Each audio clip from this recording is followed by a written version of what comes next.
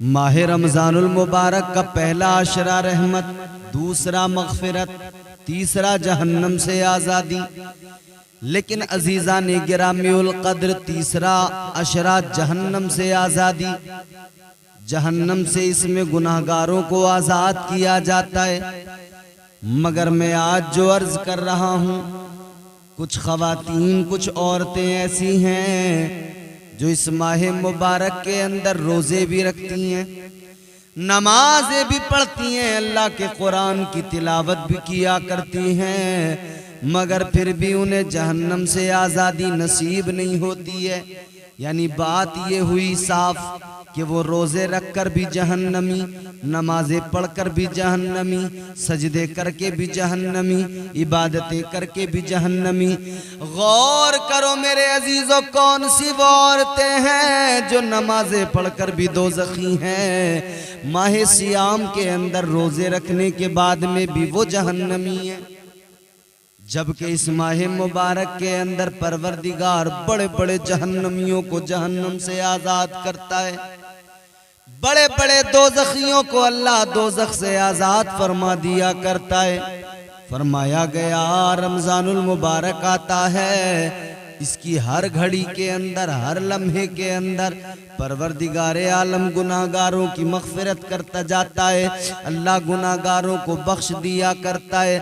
कितने गुनाहगारों की बख्शिश होती है? फरमाया हर लम्हा, हर साथ, हर सेकंड, हर साथ 60,000 जहन्नमियों को जहन्नम से अल्लाह ताला आज़ाद कर देता है। इस माह मुबारक की बरकतों का ये आलम है कि अल्लाह ताला गुनाहगारों को जहन्नम से आज़ाद करे। मगर कितनी बदबख्त हैं वो औरतें, कितनी बदबख्त हैं वो ख़वातीन, कितनी बदनसीब हैं। अल्लाह उन पर रहम फरमाए और वक्त से पहले अल्लाह उन्हें तौफीक दे कि वो अपने बुरे अमल से तौबा करें। नमाज़ें पढ़ने के बावजूद भी जहन्नमी, रोज़े रखने के बावजूद भी दोज़खी, इबादतें करने के बावजूद भी जहन्नमी। अज़ीज़ाने गिरामीउल क़द्र, अब ज़रा देखें वो कौन औरतें हैं, वो कौन सी ख़वातीन हैं। यूं तो ख़वातीन के ताल्लुक़ से फरमाया गया औरत नाक़िसुल अक़्ल होती है, मर्द कामिलुल अक़्ल है औरत के मुकाबले, और औरत नाक़िसुल अक़्ल है। दो औरतों की गवाही एक मर्द के बराबर बनती है। औरत को अल्लाह ने इज्जतें भी बड़ी अता फरमाई। परवरदिगार ने पहली औरत, पहली खातून को पैदा किया तो अल्लाह ताला ने जन्नत के अंदर पैदा किया। पहली औरत को बनाकर परवरदिगार ने जन्नत के अंदर रखा। क्यों जन्नत के अंदर पैदा किया? क्यों अल्लाह ने औरत को जन्नत में रखा? पहले औरत अपना मकाम समझ ले, फिर खुद ब खुद तैयारी करेगी कि वो दोज़ख में न जाए, जन्नत में चली जाए। फिर वो खुद ब खुद तैयारी करेगी कि वो दोज़ख का ईंधन न बने। अल्लाहु अकबर, क्या मकाम है। औरत को अल्लाह ने जन्नत के अंदर पैदा किया। परवरदिगारे आलम ने औरत को जन्नत के अंदर पैदा किया, जन्नत में रखा। अल्लाह ताला ने हज़रत हव्वा को पैदा करने के बाद में हज़रत आदम अलैहिस्सलाम से फरमा दिया, वक़ुल्ना या आदम उस्कुन अंत व ज़ौजुकल जन्नह वकुला मिन्हा रगदन हैसु शिअ्तुमा वला तक़रबा हाज़िहि शजरत फतकूना मिनज़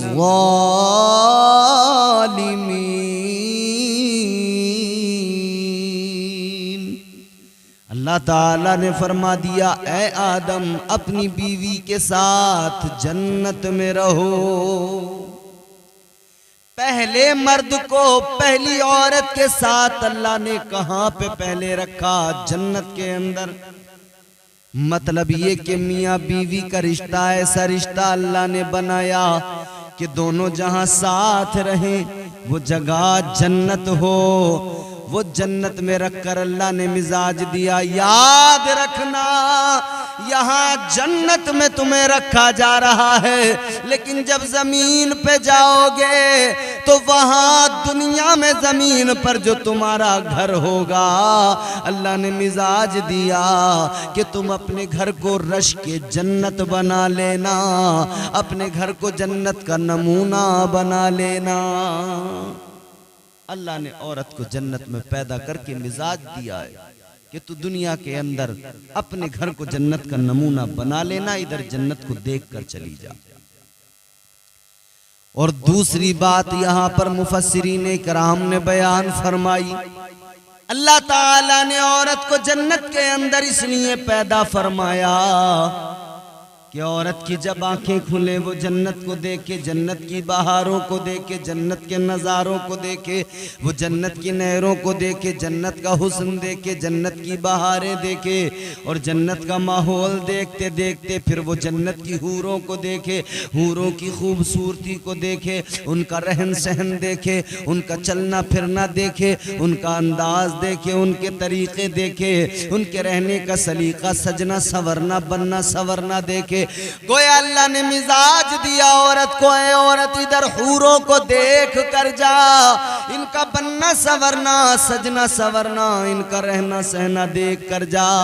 जब तू दुनिया में जाए, अपना घर बसाए, तो तू अपने घर में ऐसे ही रहना ताकि तेरा शोहर तुझे देखे, उसकी आंखें भी ठंडी हो जाएं, उसका दिल भी तुझे देख कर खुश हो जाए। अल्लाह ताला ने औरत को मिजाज दिया जन्नत के अंदर पैदा करके। अल्लाह ने जन्नत के अंदर पैदा किया और औरत को बहुत कुछ अल्लाह ने वहीं पर सिखा दिया, मगर ये औरत नाक़िसुल अक़्ल, इतना सब कुछ इसे मिजाज दिया गया, सिखाया गया, मगर ये नादान की नादान। इसे शोहर को राजी रखना है किस तरह वो सिखाया गया, कैसे घर में रहना है, घर को रश के जन्नत बनाना है वो सिखाया गया, वो मिजाज दिया गया, मगर ये नाक़िसुल अक़्ल है, इसने फिर भी वो मिजाज नहीं बनाया अपना, इसने फिर भी अपने आप को नहीं संवारा। शोहर के साथ में अच्छे से रहना था, ऐसे कि शोहर देखता तो खुश हो जाता, शोहर देखता तो उसके दिल को करार आता, उसकी आंखों को ठंडक मिलती। मगर आज हालत ये हो गई, मर्द जब घर में आता है, औरत का चेहरा देखता है, खुशी नहीं मिलती, दुखों के पहाड़ उस पर टूट जाते हैं। घर में आकर बीवी पे जैसे नजर डालता है, बीवी की हालत को देखता है, हजार शिकवे लिए खड़ी है, हजार शिकायतें लिए खड़ी है, पानी नहीं पीने दिया, सांस नहीं लेने दिया, बैठने नहीं दिया, शिकायतों पर शिकायतें, लड़ाई फौरन शुरू, झगड़ा फौरन शुरू। तुम्हारी अम्मा ने यूं कह दिया, तुम्हारी बहनें मुझसे यूं कहने लगी, तो मुझे तो अलग घर के अंदर रहना है, वरना मैं अपनी माँ के घर चली जाऊंगी। हजार तरह की बातें कहती है, तो अलग रखो या मेरी माँ के घर मुझे पहुंचा के आओ। इस कदर ज्यादा झिक झिक झिक झिक घर के अंदर ऐसा माहौल, शोहर दुखी हो गया। ऐ मेरी बहनों याद रखना, मदीने के ताजदार ने फरमाया, इमामुल अंबिया ने फरमाया, अगर शोहर नाराज है, याद रखना सारा जमाना राजी क्यों ना हो, अल्लाह ताला राजी नहीं हो सकता, रब का महबूब राजी नहीं हो सकता है। अगर शोहर नाराज है,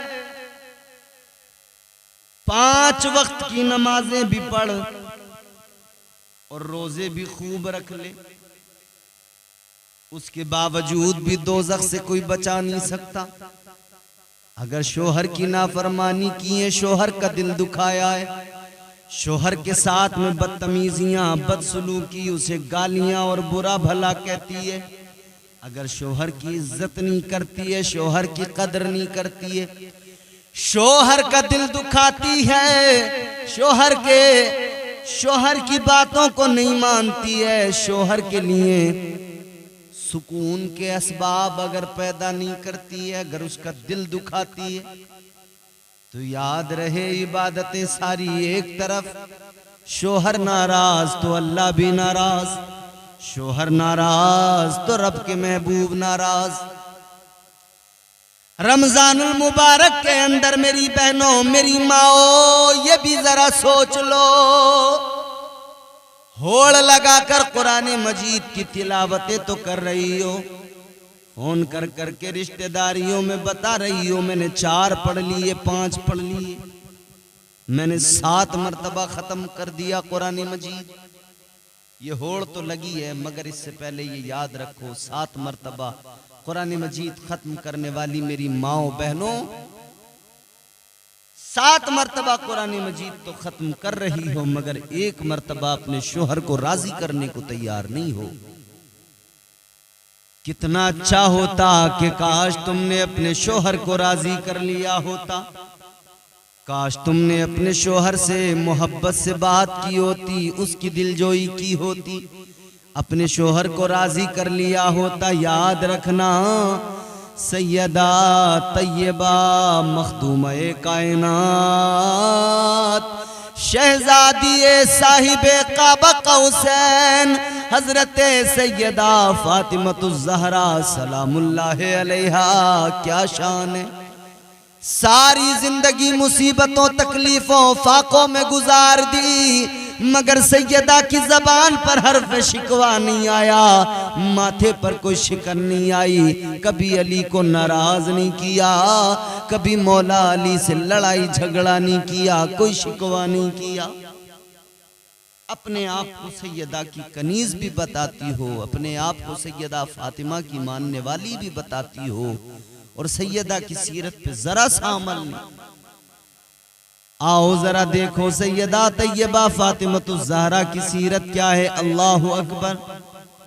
सारी जिंदगी सैयदा फातिमतुज़ ज़हरा ने मौला अली की खिदमत की, सारी जिंदगी मौला अली को राजी किया, सारी जिंदगी मौला अली के साथ में हर सुख दुख में बड़ी खुशी के साथ में रही। कभी कोई शिकवा नहीं, कभी कोई शिकायत नहीं, कभी जबान पर कोई हर्फ शिकवा नहीं, कभी कोई फरमाइश नहीं।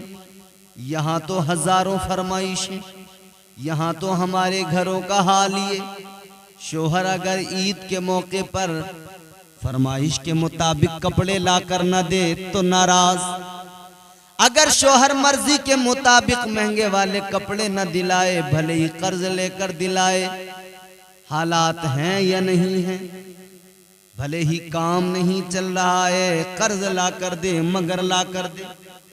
अगर ईद के मौके पर पड़ोसन टॉप्स लेकर आ गई तो इसने कहा मुझे भी मंगाने हैं, फिर ये टॉप्स पर नहीं रुकती, फिर इसे सुई धागे चाहिए, फिर से नए नए आइटम चाहिए। इतनी फरमाइशें, कभी सोचा नहीं कि शोहर के दिल पे क्या गुजरेगी, कहां से इंतजाम करता होगा। अच्छा वो तुम्हारी दिलजोई के लिए, तुम्हें राजी करने के लिए, तुम्हें खुश करने के लिए चाहे कर्ज लेकर आए, चाहे जहां से भी इंतजाम करे, इंतजाम करता है, महंगे कपड़े भी दिलाता है, वो तुम्हें अच्छे कपड़े भी लाकर देता है, तुम्हारी मर्जी के जेवरात भी लाकर देता है, मगर उसके बावजूद भी तुम्हारा सुलूक क्या है, उसके बावजूद भी तुम अपने शोहर को राजी नहीं रख पाती हो, उसके बावजूद भी शोहर से मुसलसल लड़ाई झगड़ा, शोहर से मुसलसल नाराजगी। शोहर बुलाए उसके पास नहीं जाने को तैयार, शोहर कुछ कहे उसकी एक बात की बर्दाश्त नहीं। वो रात दिन मेहनत मजदूरी करता है, रात दिन कमाता है, तुम्हारी जिम्मेदारी को उठाता है, तुम घर चलाती हो, लेकिन उस घर की जरूरतों को कैसे पूरा किया जाता है ये एक मर्द जानता है।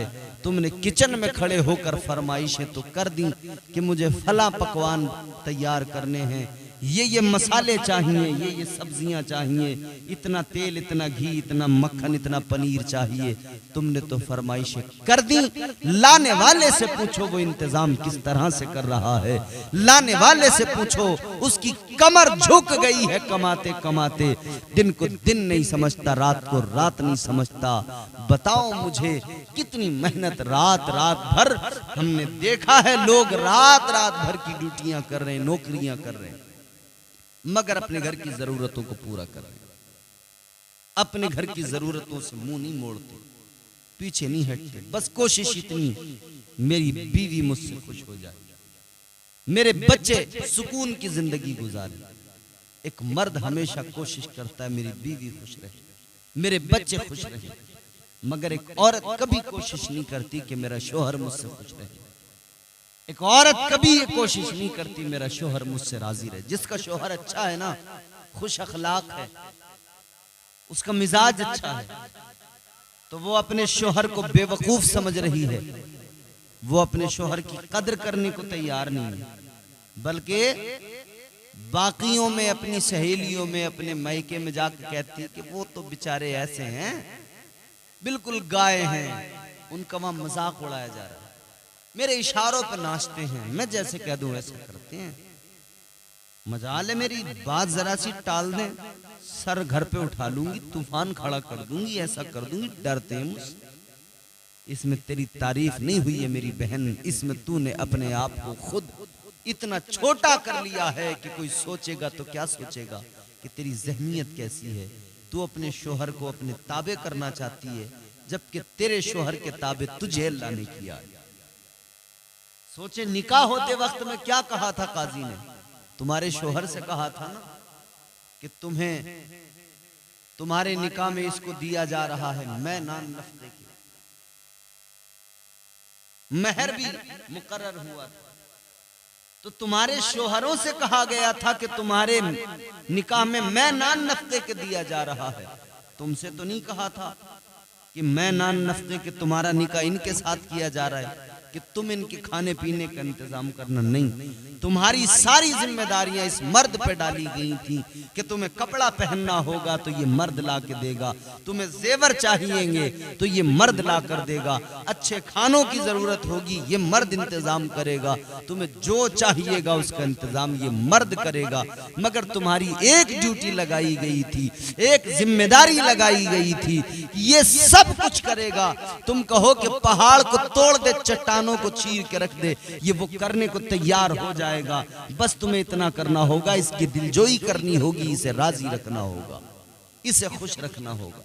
अगर तुमने इसे खुश रख लिया तुम्हारा परवरदिगार तुमसे खुश हो जाएगा।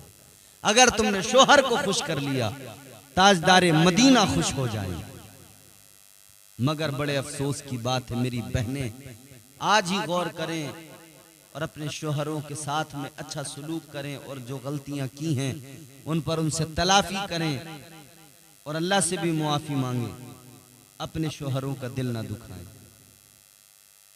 याद रखना मेरी बहनों, अपने शोहरों को राजी रखो।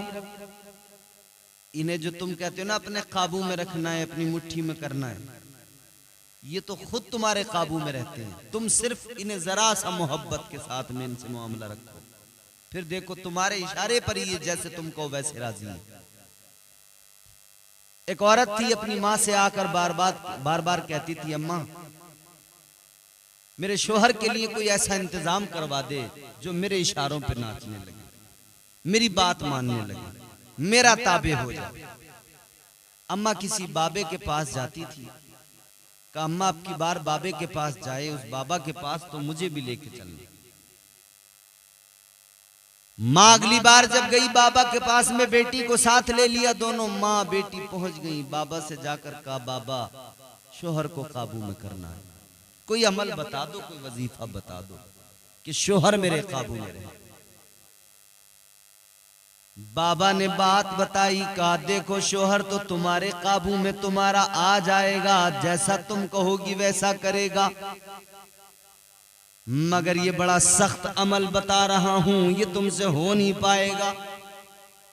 कहने लगी बाबा अगर मेरा शोहर इस अमल के जरिए मेरे काबू में आता है तो फिर ये जितना भी सख्त हो मैं करने को तैयार हूं। तो बाबा ने कहा एक काम करना होगा, जंगल में जाना होगा, एक शेर आता है, उस शेर की गर्दन के बाल लेकर आने हैं। कहा कि शेर की गर्दन के या गालिबन मूंछ के बाल, का वो बाल तुमको लाने। अब बड़ा डेयरिंग काम था, बड़ा खतरनाक शेर, उसकी मूंछों के बाल लाने। इसने कहा और कोई तरीका? का तरीका और कोई नहीं है, यही तरीका। अगर ये तुमने कर लिया फिर समझो तुम्हारा शोहर तुम्हारे इशारों पे नाचे, जैसा तुम कहोगी वैसा करेगा। इसने कहा ठीक है बाबा करूंगी। इसने पता निकाला शेर कहां मिलेगा, किस जगह पे आता। पता लगाया, उसी जगह पर इसने गोश्त के टुकड़े ले जाकर रखे और छुप कर देखने लगी। शेर आया, उसने आकर देखा गोश्त रखा है, शिकार करने की जरूरत ही नहीं पड़ी। आया, खाया, पेट भर गया। ये अगले दिन फिर लेकर गई, फिर रख दिया। पहले छुप के रखती थी। कुछ दिन गुजरे तो गोश्त रखकर थोड़ा सा सामने भी आने लगी। अब शेर तो अपना गोश्त खाता और इसको देखकर भी, चूंकि उसका पेट भर जाता था तो वो इसको देखकर कुछ कहता नहीं था, चला जाता था। धीरे धीरे ये करीब जाने लगी और खुद वहीं पे जाके वो गोश्त डालने लगी उसको। शेर भी समझ गया कि यही लाती है, तो लिहाजा ये रोज मेरे लिए लाती है। शेर कुछ नहीं कहता था। ये शेर के करीब जाने लगी। ये रोजाना उसको खिलाती, उसके सामने उसके लिए गोश्त के टुकड़े ले जाकर डालती, उसके पास में जाने लगी। शेर इसको कभी कुछ नहीं कहता, अपना गोश्त खाता और ये शेर के पास में खड़ी हो जाती, दाएं बाएं भी हो जाती, वो कुछ नहीं कहता। वक्त गुजरा, इसने शेर के ऊपर हाथ रखना भी शुरू कर दिया। एक दिन मौका पाकर इसने बाल भी उखाड़ लिए। शेर ने फिर भी कुछ नहीं कहा। अब इसने कहा हो गया काम, बाल उखाड़ कर ले आई। बाबा के पास आके बोली, बाबा लो मैंने कर दिया काम, मैं ले आई शेर की मूंछ के बाल। बाबा ने कहा ले आई? कहां ले आई? अब मुझे तुम वो तावीज बना कर दे दो कि मेरा शोहर मेरा गुलाम बन जाए, मेरे ताबे हो जाए। बाबा मुस्कुराए, मुस्कुरा कर फरमाने लगे, तेरी समझ में अभी भी नहीं आया। तावीज तो मैंने तुझे उसी दिन दे दिया था, वजीफा तो मैंने तुझे उसी दिन दे दिया था। हैरान होके कहने लगी, कब दिया तावीज? कौन सा तावीज, कौन सा वजीफा दिया? फरमाने लगे, मैंने तुझे उसी दिन वजीफा दिया था जिस दिन मैंने कहा था शेर के बाल लेकर आना है। तूने कुछ नहीं सोचा, इतने खतरनाक काम के लिए तैयार हो गई, अपनी जान की परवाह न की, जान को जोखिम में तूने डाल दिया। मगर सुन ले, शेर एक दरिंदा है, उसके सामने जब कोई जाता है वो उसे चीर फाड़ देता है, खा लिया करता है। कहता है तू शेर के सामने गई, तुझे शेर ने चीर फाड़ कर खाया नहीं। वजह ये कि तूने रोजाना उसको मोहब्बत के साथ में तू उसके साथ पेश आई, तूने उसे रोजाना प्यार से खिलाया। रोज तू जाती रही, मोहब्बत से पेश आई, तूने रोज खिलाया, रोज खिलाया, रोज खिलाया, रोज तू मोहब्बत से पेश आई। वो दरिंदा तेरे रोज के इस अमल को देखकर इतना मुतासिर हुआ। वो इंसान तो नहीं, शेर है, वो दरिंदा है, चीर फाड़ने वाला जानवर। मगर उसने तेरा अमल देखा, तेरा ये तरीका देखा, तेरी ये नरमी, तेरी ये मोहब्बत अपने लिए देखी, तो उसने तेरा शिकार नहीं किया, तुझे चीर फाड़ कर नहीं खाया, बल्कि वो तेरे साथ नरम हो गया। फरमाने लगे यही तो वजीफा है। जब मोहब्बत से पेश आने की वजह से जंगल का दरिंदा शेर नरम हो जाता है, तो शोहर तो तेरा फिर भी इंसान है। तू इतनी ही मोहब्बत से रोज उसके साथ पेश आ, वो घर आए तू उसे मोहब्बत से खिला, मोहब्बत से बात कर, उसके करीब बैठ। जब तू उसके साथ ये अमल करेगी तो तेरा शोहर दरिंदा नहीं है, इंसान है। वो तेरे प्यार को देखेगा, खुद ब खुद तेरे इशारों पे नाचने लगेगा, खुद ब खुद तेरा गर्विदा हो जाएगा, तेरी हर बात मानने को तैयार हो जाएगा। तेरा शोहर तो तुझसे खुद ब खुद राजी हो जाएगा, खुद ब खुद तेरे इशारों पे जो तू कहेगी वो करने लगेगा। तू एक दरिंदे को अपने काबू में कर सकती है, तुझसे अपना शोहर अपने काबू में नहीं आता। वजह यह है कि तू उससे लड़ाई झगड़े करती है, तू उससे बेजा फरमाइशें करती है, बेजा शिकवे शिकायतें करती है, इस वजह से तेरा शोहर तुझसे राजी नहीं होता। तो रमजान में मेरी बहनों रोजे तो रख रही हो, मगर ये भी ख्याल कर लो रोजे बर्बाद न हो जाएं। रोजे रखने के बावजूद कहीं हम दोजख में जाने का काम न कर लें, दोजख का ईंधन खुद को न बना लें। सैयदा फातिमा ज़हरा की कनीज होने का दावा है, तो जरा गौर करो, उनकी सीरत भी देखो।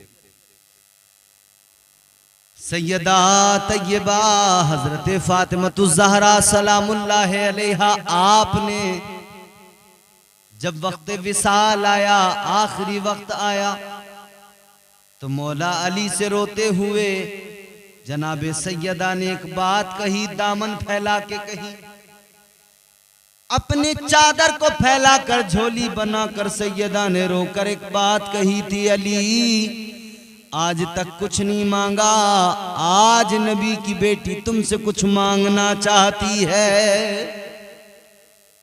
सैयदा रो के कहती है, अली आज जिंदगी का आखिरी दिन है, कुछ नहीं मांगा जिंदगी में, मगर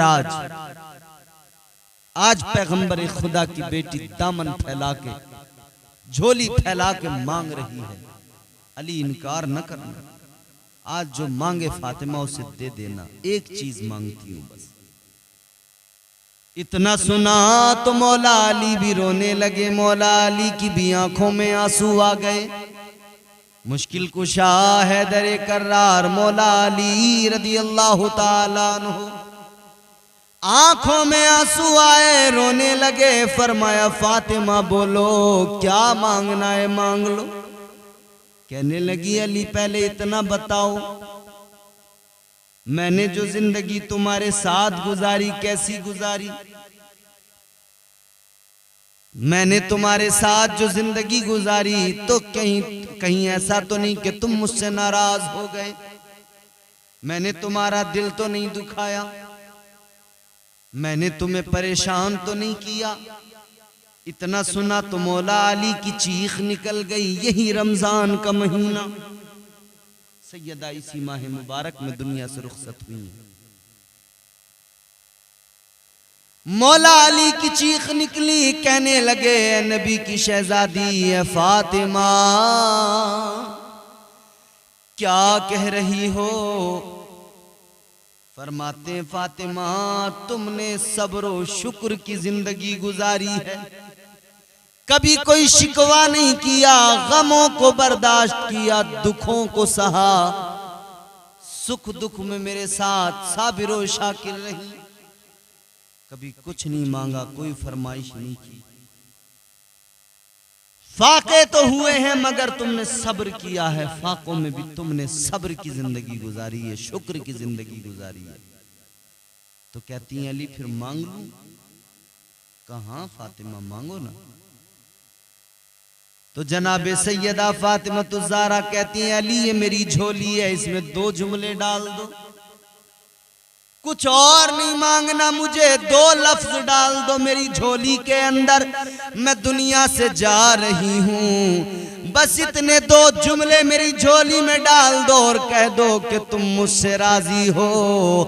ऐ अली ये 2 जुमले मेरी झोली में डाल दो, अगर तुमने ये कह दिया आज फातिमा दुनिया से जा रही है, अगर तुम राजी हो, ऐ अली मैं दुनिया से जा रही हूँ, इस मेरे जुदाई के वक्त में अगर तुम राजी हो तो यकीनन मेरा खुदा भी राजी होगा, तुम अगर राजी तो मुस्तफा भी राजी। मौला अली ने इतना सुना तो चीख निकल गई, रोने लगे, कहने लगे, फातिमा कैसी बात करती हो? ऐ नबी की शहजादी, नबी की बेटी, सुनो, अली तो तुमसे इतना राजी, इतना राजी, इतना राजी कि अली का विजदान कहता है इधर अली तुमसे राजी, उधर मजार में मुस्तफ़ा तुमसे राजी, और मुस्तफ़ा जाने रहमत का खुदा भी तुमसे राजी है। कहते सैयदा अल्लाह भी तुमसे राजी है, रब का रसूल भी राजी है। मेरे प्यारे आका का कलमा पढ़ने वाली हो, मेरे आका को मानने वाली हो, जरा सुनो, गौर से सुनो।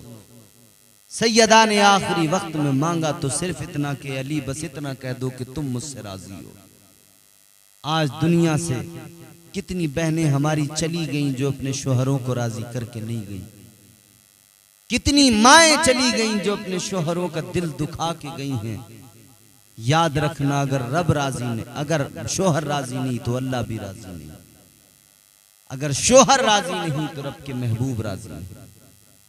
वो बड़ा मारूफ वाकया है, बड़ा मशहूर वाकया है कि किसी खातून का शोहर कहीं चला गया कमाने के लिए। घर से निकला तो यूं कह के गया कि बेगम घर में रहना, बगैर इजाजत मेरी घर से न जाना। सफर पे वो रवाना हो गया, इधर ये घर में है। थोड़ा सा वक्त गुजरा कि कोई जरूरत पेश आई, बाहर जाना था मगर नहीं गई, इसलिए कि शोहर नहीं है। जब तक वो नहीं आ जाए इजाजत न दे दे नहीं जाऊंगी। मैं कि नहीं जा रही है, रिश्तेदारियों में नहीं जा रही है। थोड़े दिन में खबर आई कि घर पे जाना है, बाप बीमार है, परेशान है, क्या करूं। इसने आका की बारगाह में खबर भिजवाई, या रसूल अल्लाह घर में मेरा बाप बीमार है, शोहर घर में नहीं है, उसकी बगैर इजाजत कैसे जाऊं, क्या मैं जा सकती हूं। हुजूर ने फरमाया अगर वालिद बीमार है और ऐसी सूरत में तुम बाप को देखने उनकी अयादत के लिए जाना चाहती हो, जा तो सकती हो, मगर शोहर अगर इजाजत दे फिर जाओ तो उसकी बात ही अलग है। बेहतर होगा कि शोहर की इजाजत से जाओ। हुजूर का फरमान सुना, जा सकती थी, गुंजाइशें थी मगर नहीं गई। कहा कि शोहर नहीं है, नहीं जाऊंगी। आज तो बुर्का मेख पे कील पे टंगा हुआ है बुर्का। शोहर को तो पता भी नहीं चलता बेगम कहां कहां के दिन में चक्कर लगा के आ गई, कौन कौन सी मार्केट में घूम कर आ गई। जरूरत ही महसूस नहीं होती कभी इन्हें के मालूम करने के फला जगह जा रहे हैं, क्योंकि इसमें इनकी तौहीन है। दुनिया तो यही ट्रेनिंग दे रही है ना कि मिजाज में आवारगी आ जाए, मुंह उठाओ चल पड़ो, मुंह उठाओ चल पड़ो, यही तो दुनिया तालीम दे रही है। इस आजादी ने आज हमारी हालत क्या से क्या बना दी। दर हकीकत ये आजादी नहीं बल्कि ये दुश्मनाने इस्लाम की गुलामी है। हमारे घर की बहनें, हमारी बेटियां, हमारे घर की खवातीन आज अपने शोहरों की इजाजत की जरूरत महसूस नहीं करती। पूरा दिन घूम रही हैं, कभी खाला के घर, कभी चच्ची के घर, कभी फुप्पो के घर। उसे पता ही नहीं है, जिससे शोहर मना भी कर रहा है कि उसके घर ना जाना, उसके यहाँ और ज्यादा जा रही हैं बैठकर। फिर इन्हें चुगलखोरियां जो करनी है, बैठकर इसकी उसकी गीबतें जो करनी है, इन्हें बैठकर जो वहां पर पंचायत करनी है। और ये घरों में जो खवातीन का झुरमुट लगता है ना, ये पड़ोसने आके बैठती हैं। कभी ये घर से गई दूसरी पड़ोसन के यहाँ, कभी वो दो चार पड़ोसने आकर बैठ गई। यकीन करना ये सब बैठकर सिर्फ और सिर्फ गीबतें करती हैं, चुगलियां करती हैं। अल्लाह मुआफ फरमाए, इसकी उसकी गीबत, इसकी उसकी चुगली। जहां दो तीन चार औरतें मिलकर बैठी, बस गीबत गीबत गीबत, चुगली चुगली चुगली। खामोश तो ये बैठ नहीं सकती हैं, कुछ ना कुछ तो बोलना। तो क्या बोलेंगी फिर? जाहिर है कि ऐसी ही बातें करेंगी। एक बादशाह था, उसने अपने शहर में ऐलान करवाया कि जो हमारी रियासत में सबसे बड़ा झूठा हो, सबसे बड़ा झूठ बोले, हम उसे इनाम देंगे। बड़े बड़े झूठे आए, बड़ा बड़ा झूठ बोला उन्होंने, मगर बादशाह को समझ में नहीं आ रहा था किसी का झूठ। एक आके बोला, बादशाह साहब एक दिन मैं इतना रोया, इतना रोया, इतना रोया, इतना रोया, मेरे आंसू निकले, बहते गए, बहते गए, बहते गए, नदी नाले बन गए, फिर तालाब बन गए, फिर दरिया, फिर समंदर में तब्दील हो गए। बादशाह ने कहा, झूठ तो बहुत बड़ा बोला तूने, मगर तेरे झूठ में कोई खास नहीं है, कुछ नहीं है।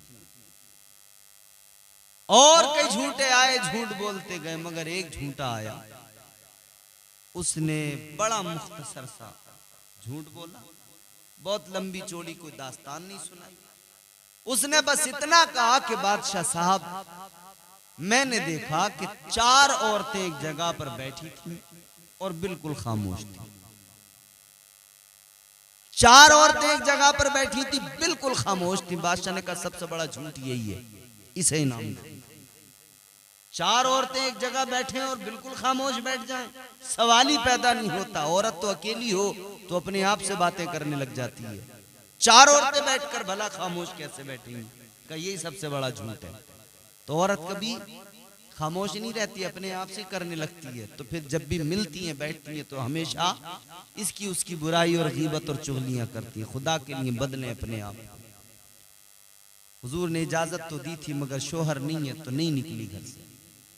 बाप की तबीयत बिगड़ती गई, खबर मिली कि अब तो बिस्तर मर्ग पे हैं, तबीयत इतनी खराब है कि वक्त आखिर आ गया है।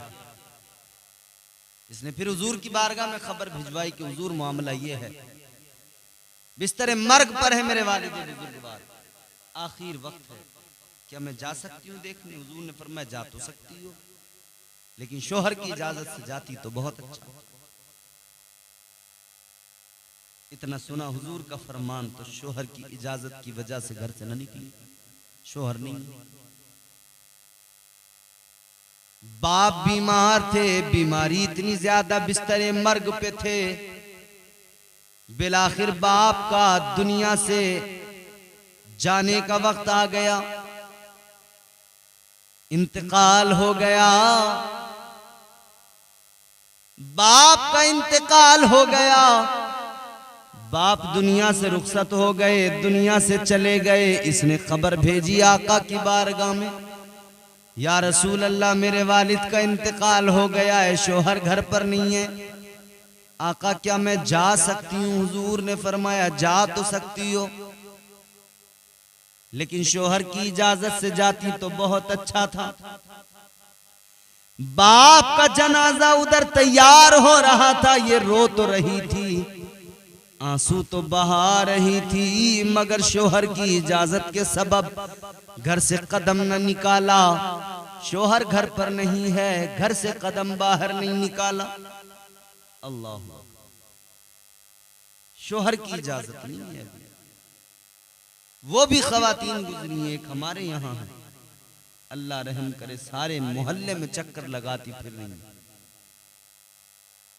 सारी मार्केटें छान ली आसपास के शहरों की।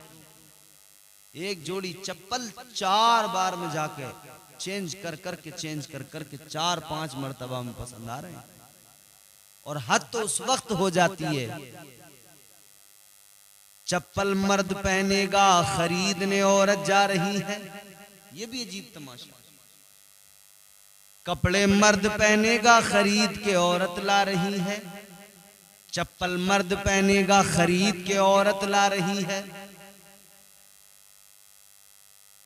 बनियान मर्द पहनेगा, खरीद के औरत ला रही है। और फिर चालाक कितनी बन रही है, कट के आई है, मगर आके कहती है, इसके पापा से तो कुछ भी खरीदना नहीं आता, वो तो सीधे हैं। बड़ी होशियार बन रही, कह रही इसके पापा तो सीधे हैं, भोले हैं, गाय हैं, गाय, उनसे तो सौदा ही नहीं होता। वो तो मैं सौदा करती हूँ दुकानदार से, मैं लाती हूँ। ओ खुदा की बंदी, होश के नाखून ले, जिसे तू सीधा और पागल समझ रही है। सारा कारोबार वही चलाता है, कामकाज वही चलाता है, घर के हिसाब किताब वही चलाता है, बाहर के हिसाब किताब वही चलाता है। किसको ले, किससे लेना है, किसको देना है, कैसे बिजनेस करना है, सब उसको मालूम है। और तू कह रही है वो तो सीधे हैं, पागल हैं। वो पागल नहीं है, तू पागल है।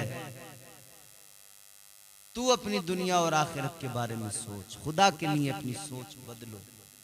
तो माह सियाम माह रमजानुल मुबारक है, रोजे रख रही हो, कुरान पढ़ रही हो, ये ख्याल रहे कि रोजे बर्बाद ना हो जाएं, कुरान की तिलावतें बर्बाद जाया ना हो जाएं। इसीलिए शोहरों को राजी करो। हुजूर ने फरमाया, मेरे आका का फरमान, एक औरत कल मैदान महशर में 4 मर्दों को जहन्नम में लेकर जाएगी। एक औरत 4 मर्दों को दोज़ख में लेकर जाएगी।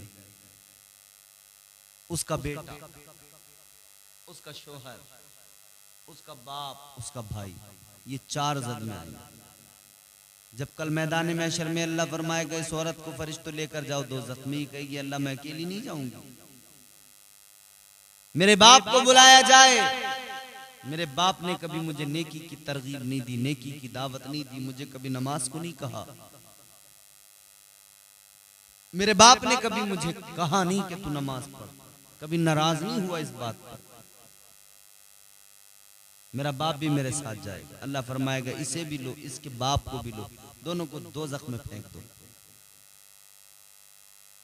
ये कहेगी मौला सिर्फ बाप नहीं, मेरा भाई भी मेरे साथ जाएगा।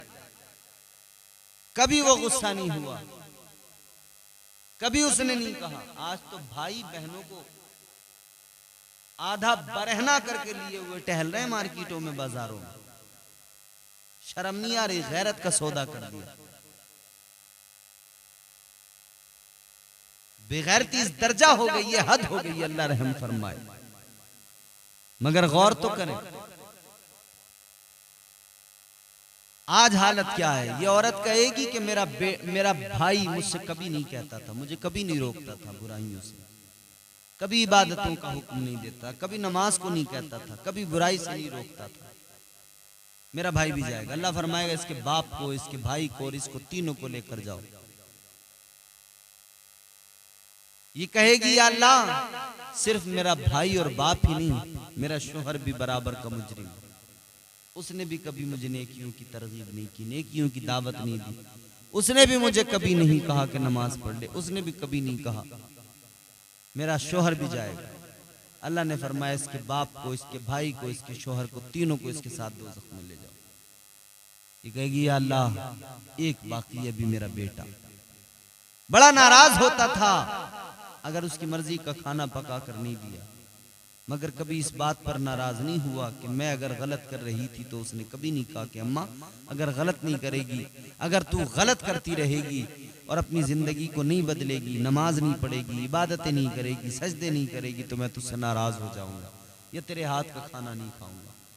कभी उसने मुझ पर गुस्सा नहीं किया, कभी उसने मुझे बुराइयों से नहीं रोका। मौला मेरा बेटा भी बराबर का शरीक है। अल्लाह फरमाएगा इसके बाप को, इसके भाई को, इसके शोहर को, इसके बेटे को, चारों को इसके साथ ले जाओ, दोज़ख में फेंक दो। एक औरत 4 मर्दों को दोज़ख में लेकर जाएगी, 4 मर्दों को जहन्नम में। खुदारा जिंदगियां बदलें अपनी। अगर शोहर नाराज है, अल्लाह भी नाराज है, रब के महबूब भी नाराज है। शोहर को राजी कर लो, शोहर राजी है, अल्लाह भी राजी है, रब का महबूब भी राजी है।